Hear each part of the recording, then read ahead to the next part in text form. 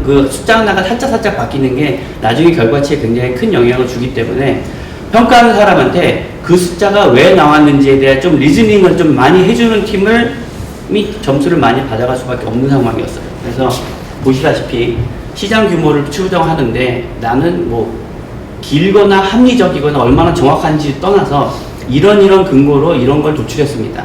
숫자가 맞는지 틀린지를 떠나서 그러한 논리적인 프로세스를 조금 더 정확하게 따랐기 때문에 좀 높은 점수를 받았다.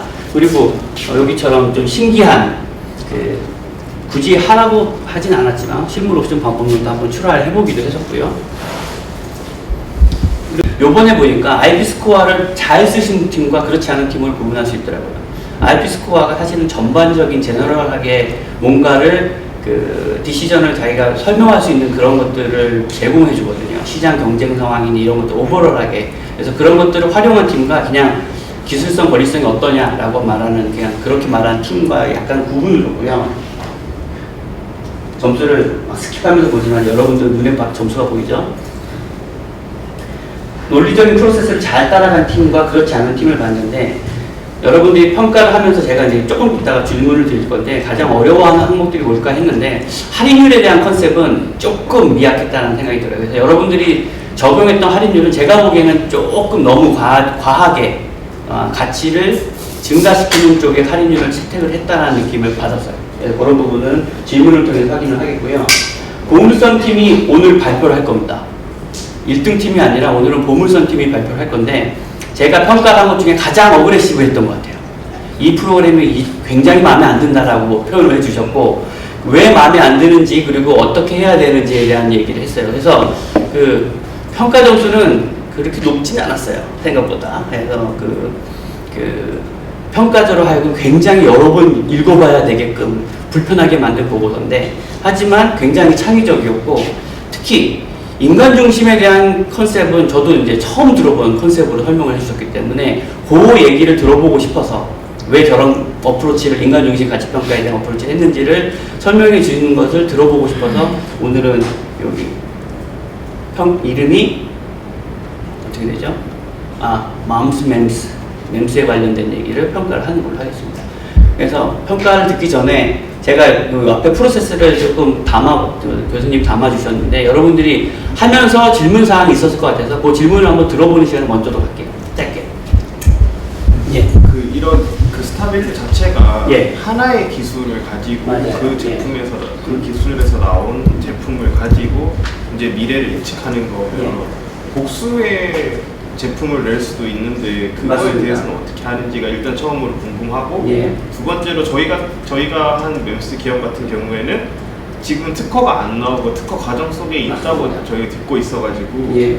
그렇게 하다 보니까 이제 어떻게 해 나가야 되는지 너무 어려웠어요. 특허가 아직 발현이 안 됐을 때는 어떻게 해야 되는지. 좋습니다. 보물선조를 한번 볼까요? 지금 이거는 제 생각에는 프로그램 자체를 쓴 것 같지 않아요. 보물선조가 어디예요? 프로그램 자체를 썼나요? 아니죠?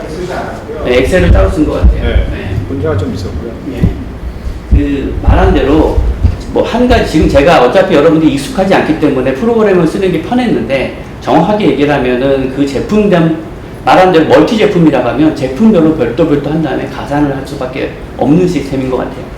근데 시간상으로 좀 어려웠을 거고 근데 하겠다고 하면은 제품별 가치를 따로따로 가지고 가서 그 제품의 럼썸은 당연히 서밍업을 하는 걸로 얘기를 하면 되는데 지금 보물선 같은 경우는 그 프로그램 쓰지 아니하고 엑셀을 써는 것 같고 그래서 제가 오히려 좋게 보긴 한 부분 중에 또 문제점이 있는 게 보통 일반적으로 그 프로그램에서 쓰지 않는 방법 중에 하나가 여기서 터미널 밸류가 들어갔어요. 그죠?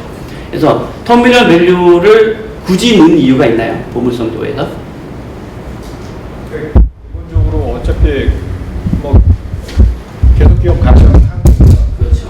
그리고 시스템적으로 저희가 이제 어려웠던 점은 예. 유사 기업을 찾기가 어려웠고요. 어려웠어요. 그러니까 퓨어플레이를 찾는 게 어려워서 그냥 포기했고 또 한 가지 측면은 시스템이 너무 어려웠어요. 저희는 직접 입력하는 거를 주로 해봤는데 예. 시스템이 자꾸 꼬여요. 보여요. 예, 그래서 그쪽하고 연락을 해봤지만 뭐 해결이 안 되기 때문에 결국은 이제 엑셀로 그래서 사실은 이게 엑셀로 뭐 계산이 불가능한 게 전혀 아닌데 이제 편의성을 주기 위해서 제가 프로그램을 활용하라고 했고, 보시는 그 템플릿의 엑셀이 뭐 아주 제너럴한 DCF 방법의 엑셀 방법론이에요.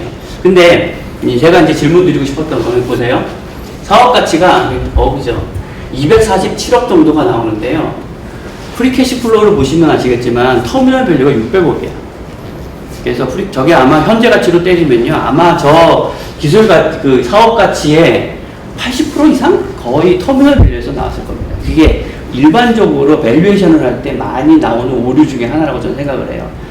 왜냐하면 그 짧은 기간 프리캐시 플로우를 추정하기 때문에 그 기간 동안 사업이 잘 안 돼.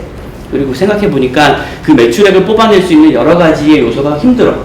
그렇기 때문에 기간을 자꾸 늘리거든요. 그럼 기간이 늘어가면서 매출이 증가한다는 가정을 가지고 있기 때문에 이렇게 아마도 이거는 무성장 모형을 쓴 건지 아니면 영구성장 모형을 쓴 건지 잘 모르겠지만 영구성장 모형을 쓰게 되면요, 소위 말하는 무한등비구수의 값이 어마어마한 파워를 가져요.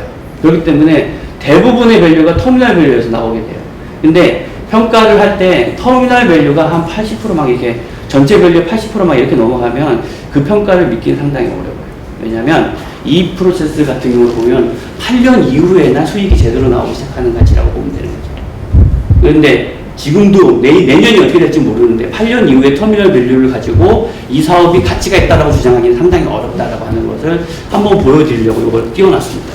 뭐 일단은 그 기본적으로 프로그램 쓰지 아니하고 별도의 프로세스를 따랐기 때문에 오히려 이해도나 이런 건 더 높아 보이긴 합니다. 또 질문 있습니까? 사실은 그 작업을 하면서 이메일이 많이 날라올 줄 알았는데 딱 한 명만 이메일이 날라왔어요. 저한테 이메일 보내신 조가 어디죠? 아, 역시 저기군요. 그래서 뭔가 궁금한 사안이 많았어야 되는데 그렇지 아니하고 그냥 체크리스트니까 체크하고 산업평균 쓰니까 산업평균 써버리면 결과는 금방 나오지만 아마도 그 숫자에 대한 의미 파악하기 굉장히 어려웠을 것 같아요. 질문이 없으면 발표를 등록을 하겠네요. 예, 질문. 실무적으로 봤을 때 저 툴을 사용해서 뭔가 가격을 매겨가지고 예. 그 가격을 가지고 이제 뭐 협상을 한다든지 그렇죠. 할 거잖아요. 예. 터미널 밸류를 인정하지 않고 그럼 실무적으로는 그 가치로 그냥 거래를 서로 하는 거예요. 협의하는. 이건 뭐 케이스 바이 케이스 너무 달라서. 근데 그 터미널 밸류가 존재하지 아니하고 밸류가 나오지 않는다고 하면 사실은 좀 의무심이 많이 들게 되죠. 근데 사실 예. 저 기술 가치를 정수형 그러니까 지금 현재 얼마인지를 판단한다고 하면 예.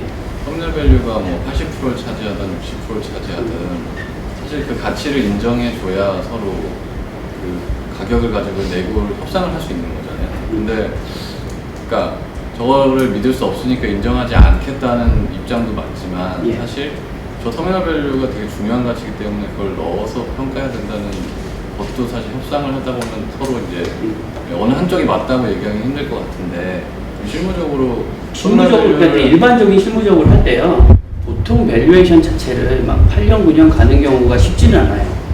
저도 많이 본 적은 없는 것 같고, 근데 저희가 우리 기술 가치 평가할 때 제가 설명을 드린 것처럼 기술이 좀 특수성이 있고, 특허보호나 이런 것처럼 리즈닝이 충분히 된다고 하면은 충분히 좀 오래 볼 수 있는데, 그럼에도 불구하고 단기간 뭐 5년 언더로는 거의 마이너스 캐시플로우를 보이다가 10년 뒤에나 플러스로 돌아서는데 그 값이 아주 클 겁니다라고 주장을 하면 내가 10년 뒤의 것을 믿고선 지금 투자하는 거거든요. 물론 도로공사처럼 인프라 투자를 해서 그런 것들이 뭐 캐시플로우가 거의 담보처럼 보인다고 하면 얘기가 달라져요. 그러니까 케이스 바이 케이스로 다른데 일반적으로 우리가 보이고 있는 소프트웨어나 테크놀로지 정도 수준에서 10년 뒤를 개런티 합시다라고 얘기를 하면 상당히 어려운 것이 사실이지 않을까라는 게 제 생각입니다. 근데 DCF에서 터미널 밸류는 어차피 예. DCF 방법론이 공격받는 부분 중에 하나잖아요. 맞아요. 터미널 밸류가 어차피 70, 80% 나오게 될 수밖에 없기 때문에 근데 저건 어차피 그 이론적으로도 공격받는 부분이고 그래서 이제 저 방법 말고 다른 방법을 다 병행하잖아요. 예. 가치평가 방법을. 근데 뭐 저희는 물론 이제 연구 성장률을 좀 높게 봤어요. 그러니까 전체 성장률처럼 3% 놓고 하면 좋겠지만 그냥 저는 의도적으로 4%를 넣었거든요. 그래서 조금 나온 거고 예. 그 부분은 어쩔 수 없는 부분도 있지 않나 그런 생각. 뭐 논박의 여지는 있는데요. 일단 저 같은 경우는 영구 성장을 쓴다 하더라도 무성장 모형을 쓸 거고요. 왜냐하면 그 뒤를 인정하기가 상당히 어렵고 DCF 방법론으로는 터미널 밸류가 80% 이상 무조건 나온다는 아니에요. 저는 평가를 해봤지만 평가에서 터미널 밸류를 80% 이상 넣어본 적은 없었던 것 같아요. 저는 경험이 70% 80%는 80% 그러니까 저도 많이 봤어요. 네. 대부분 다른 사람들이 평가하는 거 볼 때 그렇게 하는데 저는 그런 평가는 조금 논쟁거리가 있다라고 항상 얘기를 하고 그렇지 아니한 사업 밸류를 보여줘야지만 믿음직스럽다라고 얘기를 하는 편입니다. 또 질문 있습니까? 그러면